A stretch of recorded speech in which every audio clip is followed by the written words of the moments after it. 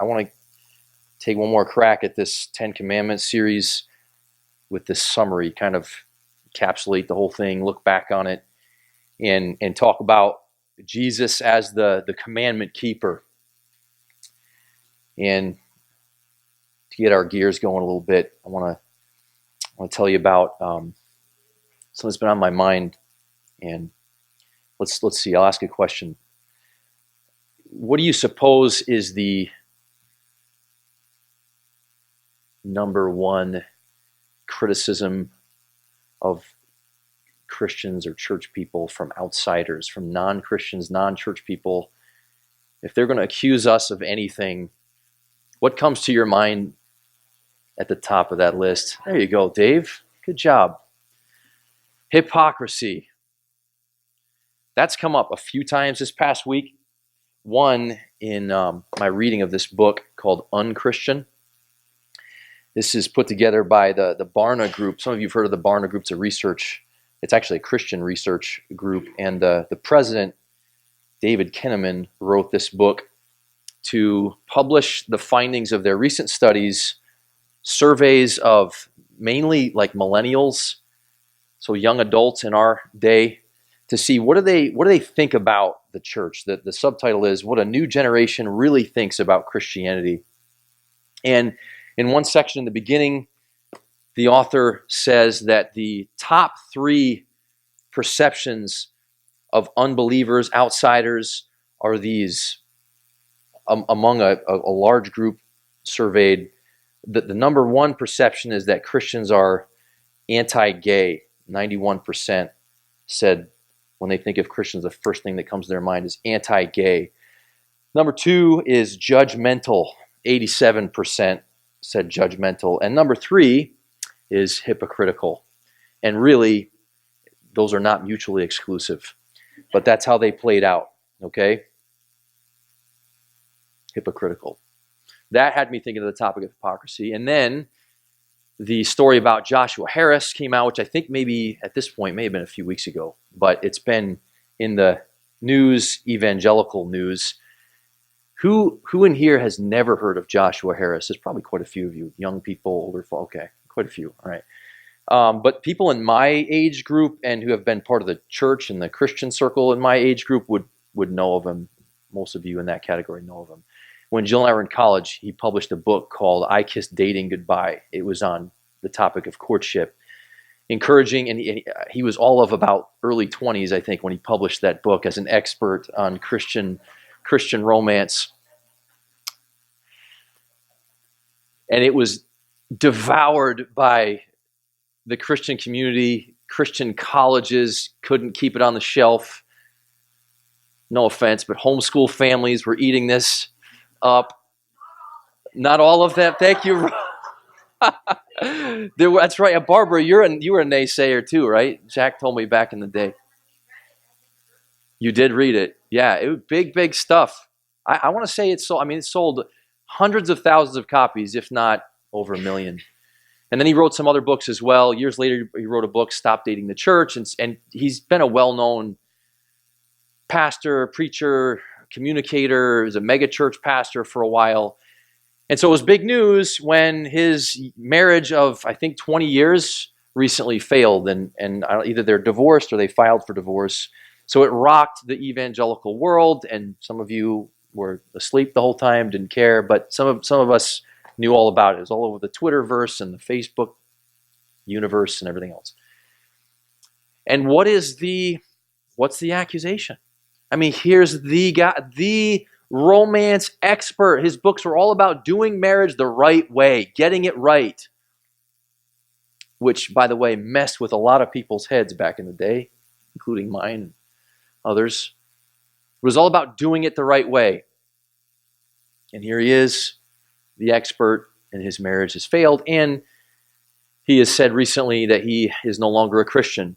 And, all the reasons for that, who knows? He has his own private life. Pray for the guy. In bringing it up, by the way, I'm not trying to kick him while he's down.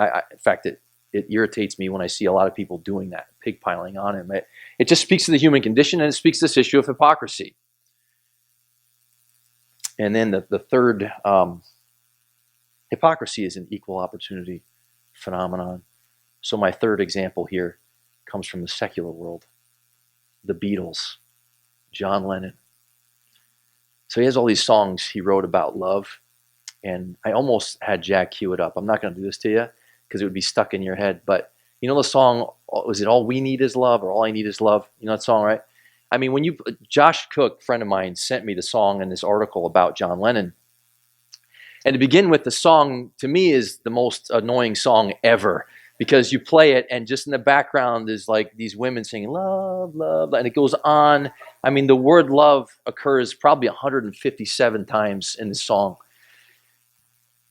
So that's what he's known for. Love, peace, right? And this is what his son said about him from his first marriage. This is what his son said about him.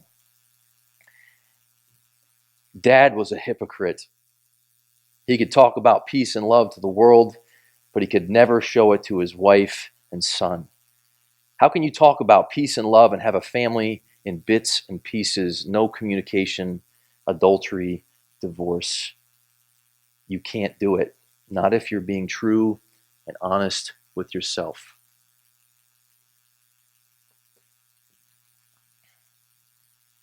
Hypocrisy. Christians are guilty of it. Non-Christians are guilty of it. Came across this quote this past week from Philip Yancey, Christian thinker, theologian, philosopher. I know of only two alternatives to hypocrisy: perfection or honesty. That's it. And I think this section of Exodus 20, like the rest of the Bible, but especially this section, can help us with this issue of hypocrisy if we understand it rightly, if we understand it according to how God intended this portion of Scripture. It's often interpreted, and I'd say, well, this would be I'm not omniscient, but I would say probably most often in the church interpreted as a section that is here to tell us how to behave, how to become good people, righteous people, even in our relationship with Jesus, how to become people of integrity by following these commandments, or at least trying really hard to do so. And while I believe God wants us to consider them and have them saturating our minds, no question, in terms of what his intention behind them is, though, they actually can help us a lot with this issue of hypocrisy if we understand that they're here primarily to expose what is true about us, to help us see our condition. Remember when the Israelites were wandering?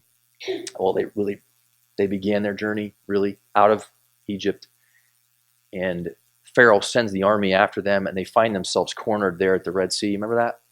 And there's mountains on one side, mountains on the other. The Red Sea's in front of them, and here come these heavily armed Egyptian soldiers to murder them. And they looked one way, and they looked another way, and they looked behind them, and they looked in front of them, and there was no help to be found. And God invited them to look up. To look up for rescue. And he helped them see, if it's up to you, there's no way. There's no way to survive. There's no way to live. And when it comes to spiritual life, living in relationship with our Creator and harmony with him, peace with him, having love for him and love for other people, the essence of righteousness, when it comes to those realities, the only way it ever happens is God.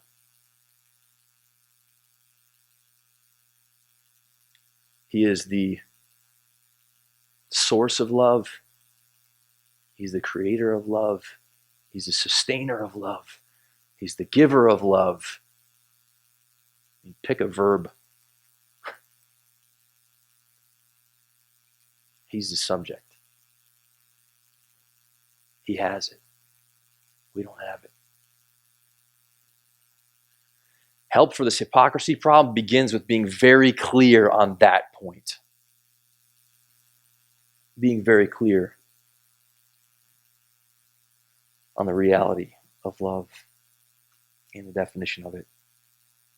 So with that kind of as our foundation, what we're going to do is this. We're going to go through these quickly, one by one, try to demonstrate what they have to do with love, and then show off Jesus, okay, as we go through, in hopes that our faith in him will be fueled, and this is where the distinction comes in. That our faith in him will be fueled, and our faith in ourselves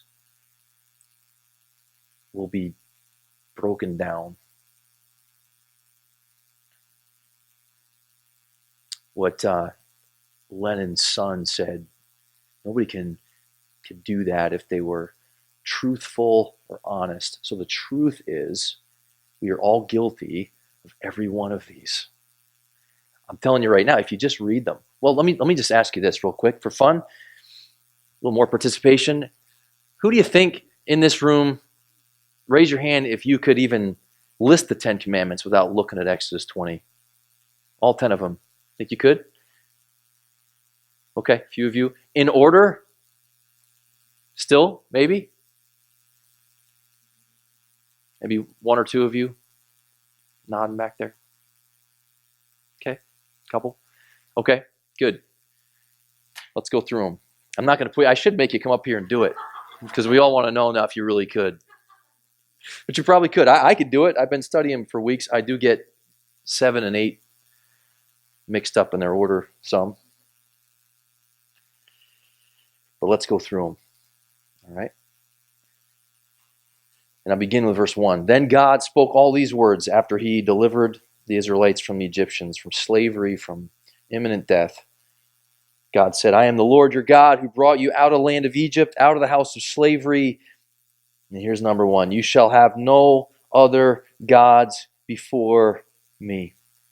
No other gods. I'm your life giver, your life sustainer. If there's going to be any sense of security, any fulfillment or satisfaction, any sense of meaning or significance, God says, I'm the one who has given that to you. And you shall have no other gods before me. Which would mean, to fulfill this would mean to never try to be God. Try that for a little while. To never be self-centered, demand anything from anyone, respect, being valued. I literally observe this about myself. Don's always saying recently, observe yourself. I've been observing myself my whole life. That's the way I'm wired. Some of you less so. God bless you.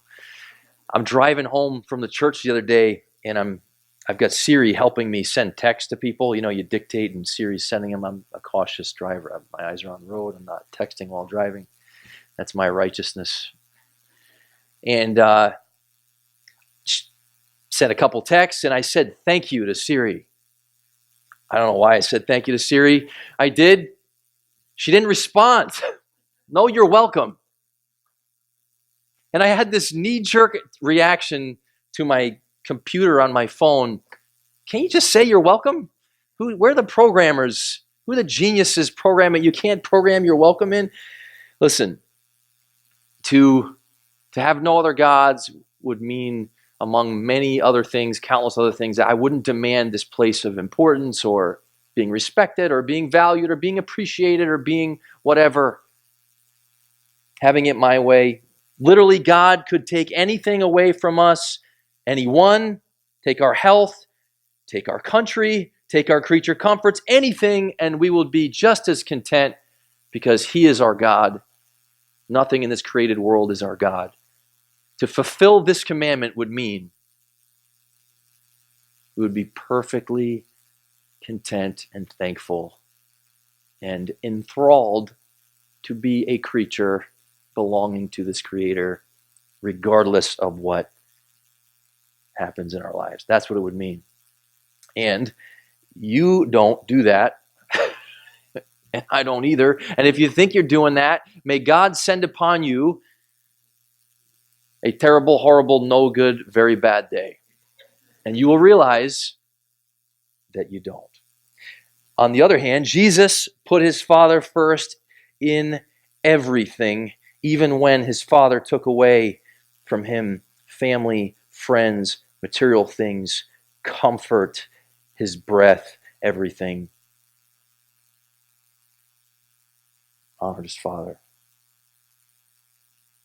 Number 2, you shall not make for yourself an idol or any likeness of what is in heaven above or on the earth beneath or in the water under the earth. And again, we could say, hey, sweet, I never do this.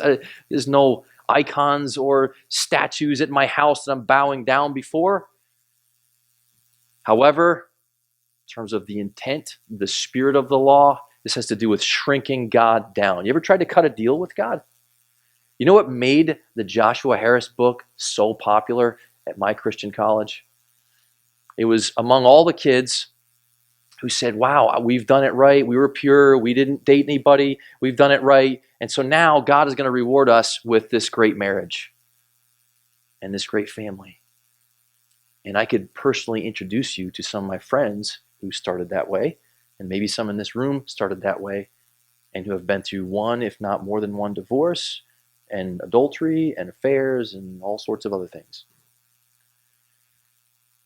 And who have grappled with hey, what's the deal here? Tried to do it right. What God? Hello, where's your part? Idols, images, it has to do with this matter of worshiping creation and trying to shrink God down and make him manageable and cutting a deal with him and making him controllable. And he's not. And when he tampers with our things, we tend to get pretty upset about it. And it's because we have idols, images. We attribute more value to reflections of God or gifts of God than to God himself. And sometimes we don't realize it, but that's what we're like. That's our nature. Jesus, on the other hand, never tried to shrink his Father down or manipulate him. He was always about the will of his Father. He didn't worship any images. He was the image of God. God in the flesh, living and dying for us. Third, you shall not take God's name in vain. And again, if this means don't use God's name as a swear word, we could say, okay, maybe I did that as a kid, but I haven't done that in a long time. Or we try to discourage that in our household, and then as Pierce family, we do try to discourage that. And on one level, it relates to that, but underneath it, when we broke down that one, and you can always go back to any of these messages, there's one for each commandment, right? But that Sunday, when we talked about that, when we went beneath it and realized that it has to do with how we view, how we value the fact that the redeeming God is our Father, that we belong to him, that we are associated with his name, his reputation is all over everything that we do, which is an interesting thing to consider when we realize we're known for being hypocrites. At any rate, it has to do with what it means to know and to appreciate belonging to God, that this redeeming God, just as he was guiding the Israelites along and working in every aspect of their lives, whether they were aware of it or not, he is working in every aspect of our lives, whether we're aware of it or not. He's providing for us, he's sustaining us, he's protecting us, he's bringing us into trials, he's doing all sorts of things. And this one has to do with appreciating that and not questioning that and celebrating that and being more concerned with his reputation than our own. I mean, imagine that. I mean, the church is often a place in which I'm here to sort of shine the light on my reputation and my integrity, and so that someone would view me as an impressive person or as a good person or as a leader or whatever. Liz says, hey, it's not about your reputation. It's about his. It's about his. We get more excited about making a name for ourselves. We get more excited about belonging to a certain team or being in with a certain crowd than the fact that we belong to our Creator and he shed his blood to purchase us out of sin and death. But Jesus wasn't like us. He didn't take his association with the Father lightly. It was everything to him. His Father, that relationship, his mission in harmony with the Father is everything to him. Remember the Sabbath day. Number 4. Hey, it's Sunday. We're at church. Good on us, right? Other people are out there, I don't know, lake day. It's a sunny, beautiful day, or whatever. Is that what it has to do with? Just going to church on Sunday? Well, again, we expounded upon this one, said that this remember the Sabbath day to keep it holy has to do with the idea of rest. And while, yes, there was a day built into the calendar for them then, and there still is today, and that's a good thing for physical rest, underneath it all, it speaks of our addiction to activity in terms of trying to secure for ourselves something to make us happy, something to make us content, something to make us feel fulfilled. We work. I'm reading another book called Seculosity about the religion of our day, and one of the things the author talks about is our addiction to activity, and even how inactivity is filled with activity and has to be, whether it's entertainment, forms of entertainment, gaming, things like that, whatever. We just always have to be, right? And we don't rest well. And we said that that Sunday when we talked about this commandment, I remember joking with you about going on vacation and the end of vacation feeling more exhausted than the beginning of vacation, and how that says something about our inability to rest. And that in of itself isn't really the issue. I mean, how busy in terms of activity you are or not, whether you can take a day off or not, really it's not about that as much as it's about who's your provider. Is it you? Does it have to be a certain way because you need it to be? Does rest come from you attaining what you want to attain or avoiding what you want to avoid? Is that where rest comes from? And the reality is the reason that we all have stress to varying degrees. If we were to be undergo an examination and people just to say, hey, let's check out the muscles in your neck and your lower back or your stomach, or let's check out your sleep patterns or your heart rate.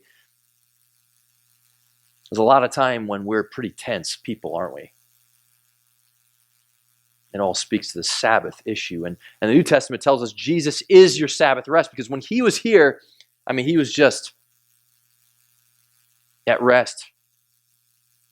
Came to do the will of his Father. Even in his worst days, the Garden of Gethsemane, he's praying to his Father, and he's under great strain, facing his own death, facing separation from his Father, and taking upon himself sin. And he says, yet not my will, but your will be done. Doesn't he? So Jesus is our Sabbath. He is the one who rests.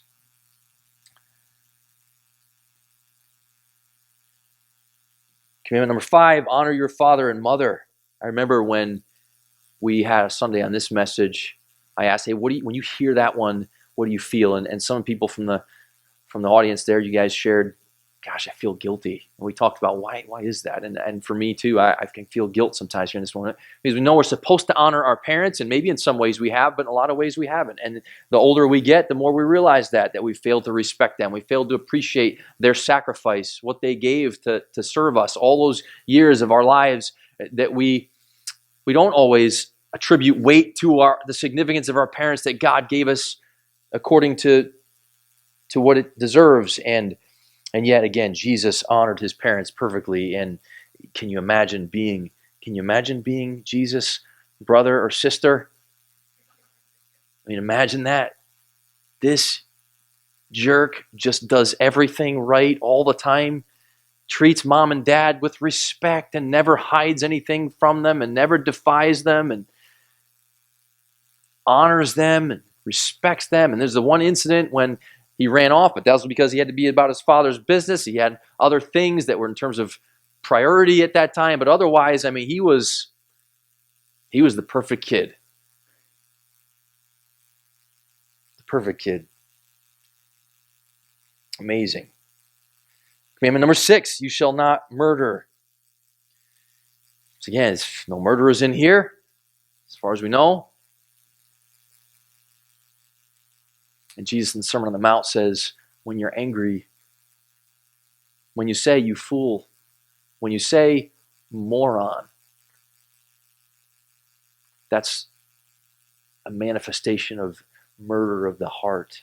And we talked about how we justify our violence toward other people. And you watch these true crime shows and people who are clearly guilty, sometimes people who have already been convicted, describe themselves as victims.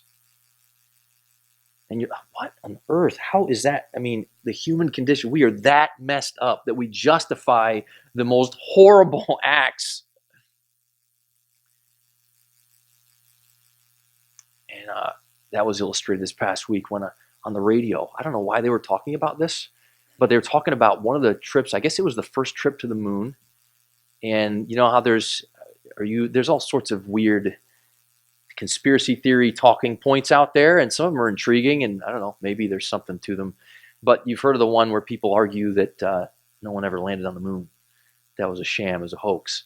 Well, this guy with a Bible in hand, great. We need more representatives like this. This guy with this wacko with a Bible in hand runs up to Buzz Aldrin. He was coming out of some building, had a suit on. I don't know what he was there for, but this guy's just in his face. Hey, put your hand on this Bible and admit that you never walked on the moon. Just do it. Come on, admit it. And Aldrin walks the other direction, and I don't know, this isn't that long ago, so Buzz Aldrin's an older guy, right? So he sort of walks away, and the guy goes back comes kind of a different way, gets to him again, gets right in his face, says, you're a liar, you're a traitor, you're this, and Aldrin just goes, bam, punches him in the face. You ever see that? It's an awesome moment. It's kind of a cool, hit him again. Jesus was belittled, mocked, spit on, disrespected, attacked, falsely accused, beaten to oblivion, and executed, and he was innocent. And he didn't punch anybody. There's a great story.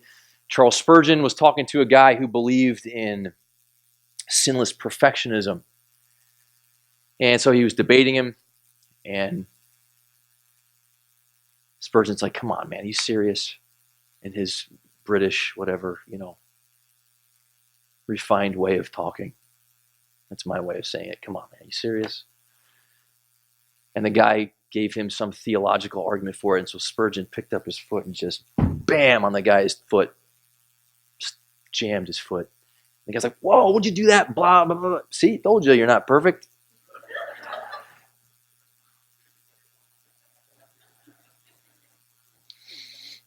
Don't try this at home, kids.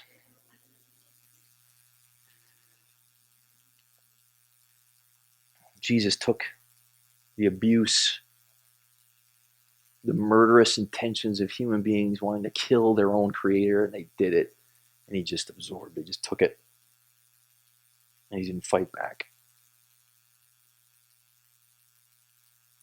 Number 7, you shall not commit adultery. Again, according to the Sermon on the Mount, to lust is to be guilty of adultery. And there's no one in this room that's innocent. Not one. In this area either. And the church is known for the number one thing the young generation knows the church for is being anti-gay. Which is, we're up here, we're the good people, we're the people of sexual integrity, and you're the perverts. And God says, really? Because my standard is perfection, not lusting after anybody, regardless of their gender. And you're all guilty. That's the bad news. And the good news is that God loves perverts and covers and offers cleansing and righteousness and purity to all of us as a gift. And these things, all of them have consequences when people engage in them. And when it comes to the sexual department, heterosexual sin, homosexual sin, all destructive. Horizontal consequences for sure. And most of us in this room know that as well.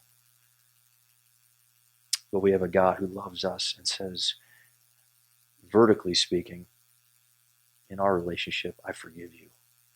And even though any kind of adultery or sexual immorality begins with spiritual adultery, belittling God, making light of that relationship, though it begins there, I forgive you. And I'm here not only to forgive you, but to help you with that problem of guilt and shame and emptiness.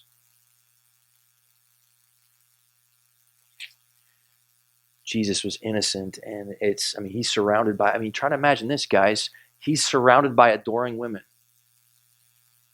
Powerful man. I don't know what he looked like, doesn't really matter. Powerful man. Never entertained impure thoughts like that. Prostitute washing his feet with her hair. Complete purity, views her as his sister, no different than he'd view his mother.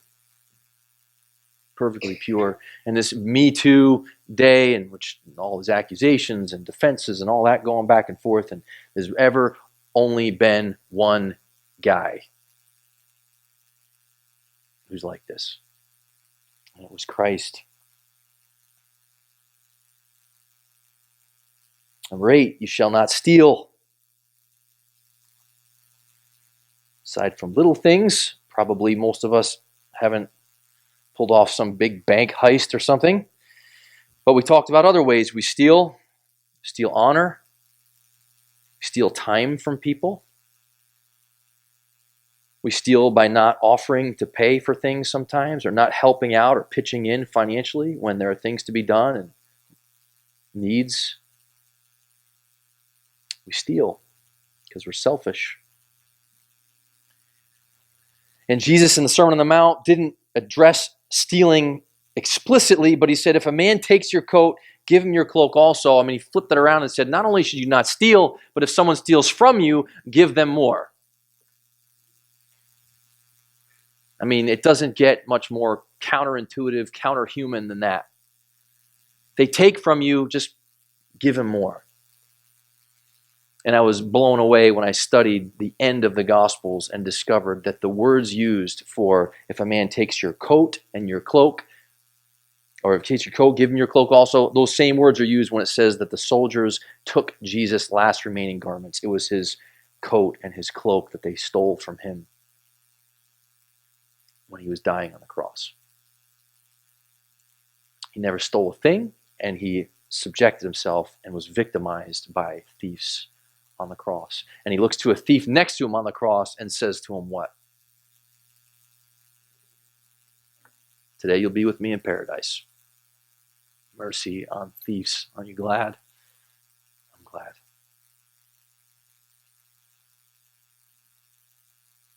Number 9, you shall not bear false witness.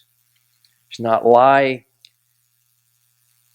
We are filled with lies we believe about ourselves, about others, ways we read into others and their words and their actions and things we accuse them of, and we build narratives in our head, and we have this real problem when it comes to the truth. We lie to protect our image. We exaggerate to impress people. There's all sorts of ways that we lie. We have a governmental system that is very aware of this, despite most of the people involved rejecting, or at least partially rejecting, this book. Still, there's this whole issue of putting your hand on the Bible in court and saying, I swear to tell the truth, the whole truth, and nothing but the truth. Well, why is that even necessary? Because human beings are liars. That's why it's necessary.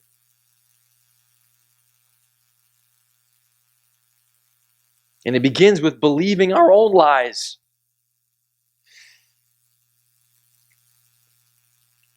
And Jesus was always truthful. The embodiment of truth. Even people bearing false witness against him, and he takes that and absorbs that, and that too was part of his crucifixion. And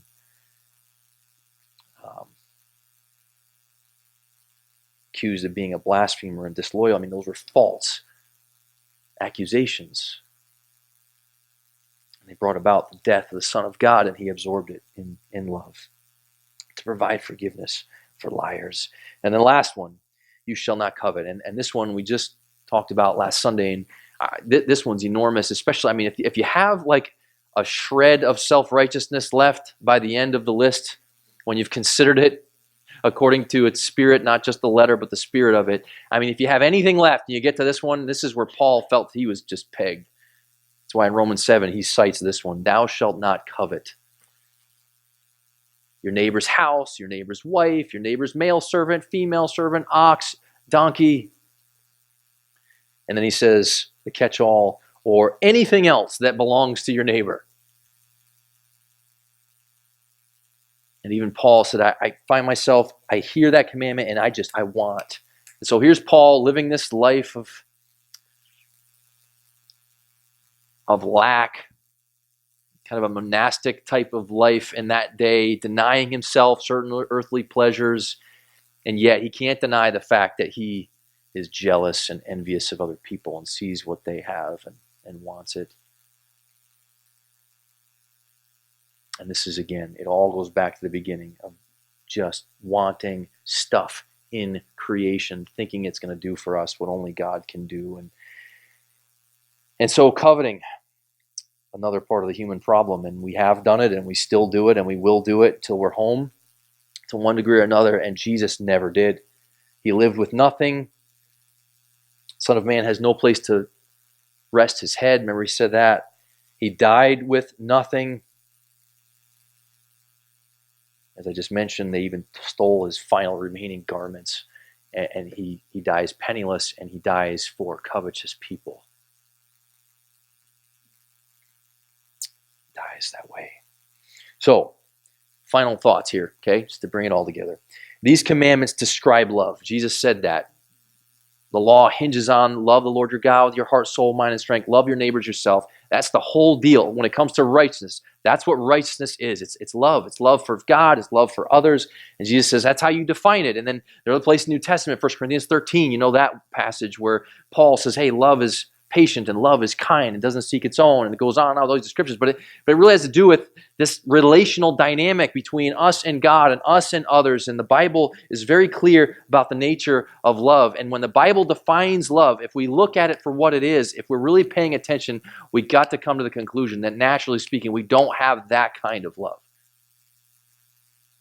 We can like people who like us. We can get along to some extent, so long as I can still sort of have my way. So long as nobody is encroaching too much, taking too much, disrespecting me too much, inflicting too much pain on me. So long as that's the case and I'm allowed to be comfortable and sort of secure within my own little world and my own little kingdom, hey, we're all good. But as soon as you step into that in some way that's offensive, love goes out the window. Even with people that I supposedly love. Right? So I want to be clear about this. Like, it's my anniversary this Sunday. I love my wife. She loves me. I'm super thankful for that. And it's fragile. We have great moments. And we have some hard moments. And you do too.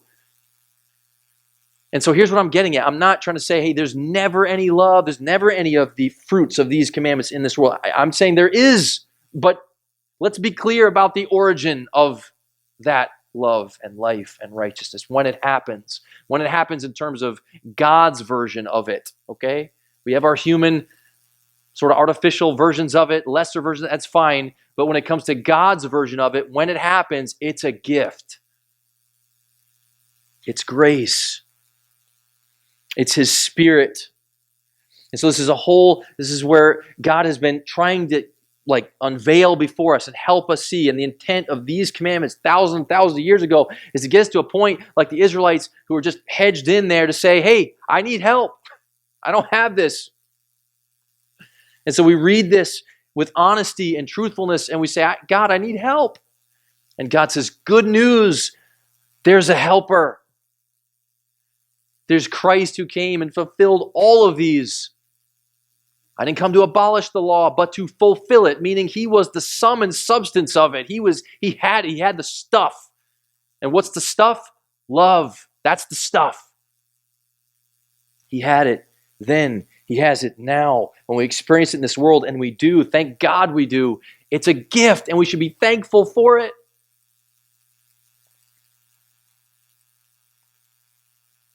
I had this thought, and I've got it in my notes here. I've got, Jeff, don't you want us to love? Question mark. If so, why are you talking us out of it? Why did I just, for 10 commandments, just say you can't do this, and you can't do that, and you can't do the other one, you can't do... Why am I saying that? If you want us to do it, then tell us to do it. I do want you to do it. And I know you can't do it. And I can't do it. I don't have it. And all it takes is for someone to step on my toe to reveal that. And why does God do this to us? Why does he confront us with the truth like this? Because he hates us, because he's trying to punish us, because he loves us. That is rescue. He's trying to help you see the truth. When you know the truth does what? It sets you free.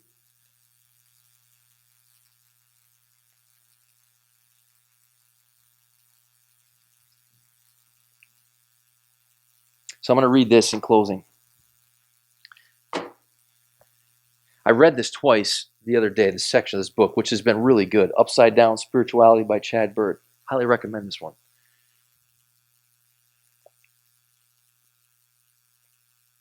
It's actually, I'm going to read the subtitle too, so you get a sense of it. The 9 Essential Failures of a Faithful Christian Life. Essential failures. Here's what he says. He quotes the what's called the breastplate of St. Patrick, so one of St. Patrick's prayers. And I read this twice, and the first time it was like, and the second time there was some serious reflection and appreciation. This is what this prayer of St. Patrick says. Okay, ready? Christ with me, Christ before me, Christ behind me, Christ in me, Christ beneath me, Christ above me, Christ on my right, Christ on my left, Christ when I lie down, Christ when I sit down, Christ when I arise, Christ in the heart of every man who thinks of me, Christ in the mouth of everyone who speaks of me, Christ in every ear that sees me, Christ in every ear that hears me. So the first time, it was kind of like, and maybe a little bit of reflection, and the reflection was, I'm trying to be like just honest. It's like, that's kind of weird. I mean, that's somebody else, Jesus. I've never personally met him, lived thousands of years ago, believe in him, but have never been able to shake his hand, talk to him face to face. It's not really with me in that physical sense, okay? And I'm reading it, and I'm trying to think of it from the perspective of one of these outsiders. And what do they think when they hear Christians use language like this? And in a sense, it's just kind of odd. Why would you even want to write that in the first place? Or think about someone else that much? Or use all these terms to describe that person's relationship with you, and all these prepositions and everything, and around you and in you and for you and all? I mean, why? And it helped me sort of like dig down into what is the core of Christianity. What do we Christians really believe? What makes us different? It's not some moralistic stances. It's not that we're better at obeying and behaving than other people. It's not that. They see right through that. That's why they accuse us of being hypocrites, because they know we're not really better. So what is the difference? The difference is, remember Paul says, the righteous live by what? Faith. Once you determine there's no righteousness in me, there's no love in me, I don't have it, I don't got it, I've got nothing, empty pockets, empty hands.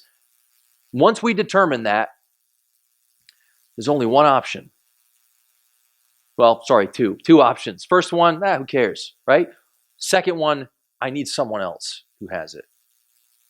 And the more we are familiarized with our need and the depth of it, you read something like that, and now it has power. Because you realize, I need another. I care about love. I care about how I treat my kids and my wife. I care about all these issues in our culture, and the divide and the hostility and the violence and the hate. I care about it. And to one degree or another, you care about it. And the gospel is the good news of another person who comes and provides what we human beings do not have without him, namely love. Love for the Father, love for others. Real love. So this passage, like everything else in this book, is intended to point us to Christ, to trust him, and to know that the place of honesty, humility, faith is the place of fruitfulness. There is love, and it comes from him. And thank God we get to live in a world where we hear these horror stories and the mass shootings and everything else. We have so many good days. It's a mix of both, and we have a God who's involved in all of it, and who in the end has a redemptive plan for the whole thing.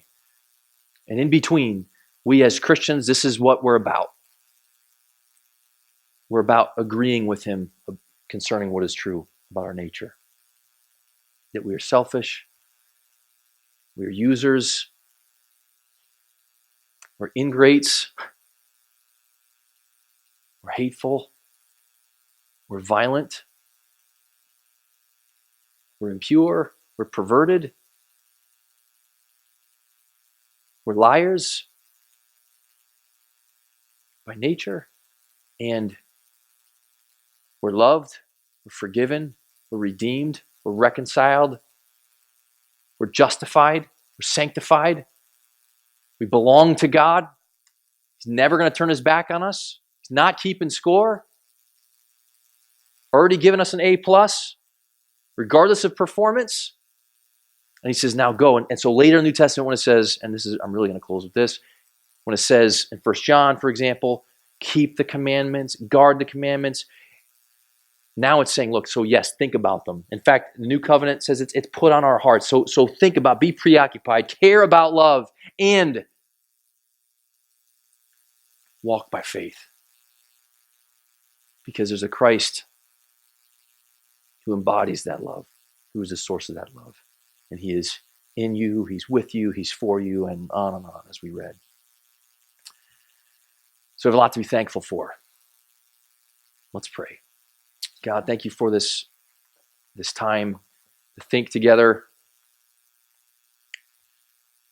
this important topic. And God, we know that the people out in our culture who are unbelievers, outsiders, critics of Christianity, they have their own motives, their own evil.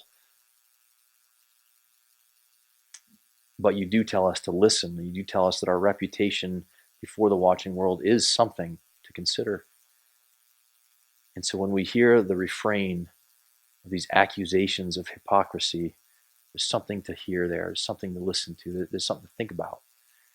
And we thank you for these 10 commandments and how they reveal the truth about us and how they point us to Jesus, the one who fulfilled them, who lived love. And when it comes to our lives, God, we do want love. We want love in our marriages and families and in this church. And we've experienced it already, and we want more of it. And so we look to you, look away from ourselves, and we look to you. And we thank you, God, that even when we fail, that you use that for good, that you humble us, you show us what we're really made of, and you show us our need for you. And then you come as a rescuer when we're penned in, when we can't rescue ourselves, and you save us. So thank you for your love and your mercy and your forgiveness. Thank you for the cross.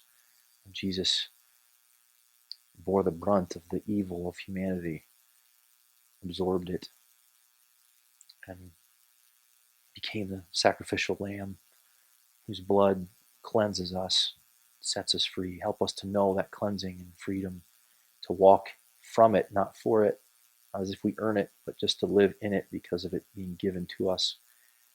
And God, help us to love as we've been loved by you, as your Spirit does what only he can do in us and through us. In Christ's name, amen.